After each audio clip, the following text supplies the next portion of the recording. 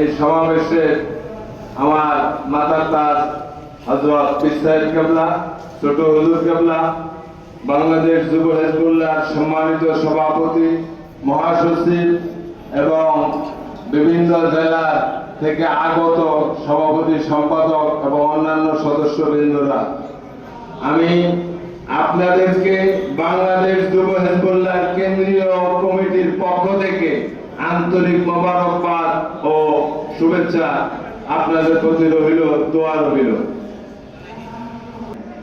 আমরা একটা পরিবার, একটা সংগঠন, বাংলার আনাজ কানাজ থেকে এখানে উপস্থিত হতে পেরেছি।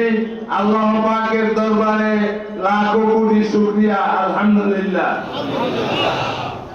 আমি নগণ্য একজন কর্মী হিসাবে আপনাদের কাছে বলতে চাই, আমরা মফিজ ভাই আমাদের কেন্দ্রীয় সভাপতি, কিন্তু আমরা সকলের ভাই। উনি কিন্তু অত্যন্ত গুরুত্বপূর্ণ এবং অনেক বড় মাপের একজন নেতা, কিন্তু আমরা সে নেতা হিসাবে ওনাকে দেখি না, আমাদের সকলের ভাই। মফিজ ভাইয়ের হাতকে শক্তিশালী করা মানে আমির হিজবুল্লাহ হযরত পীর সাহেব কেবলার হাতকে শক্তিশালী করা। আমরা আজকে এই সমাবেশ থেকে এই শপথ নেব, বাংলার আনাজ কানাজে যুব হিজবুল্লাহর সংগঠন সক্রিয় করব, মফিজ ভাইকে শক্তিশালী করব, আমির হিজবুল্লাহ হযরত পীর সাহেব কেবলার হাতকে শক্তিশালী করব। এই আশা আমরা রাখবো, করব।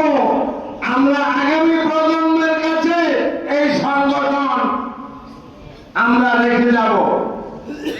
আমি অত্যন্ত আনন্দের সঙ্গে বলতেছি, আজকে আমার মনটা ভরে গেছে।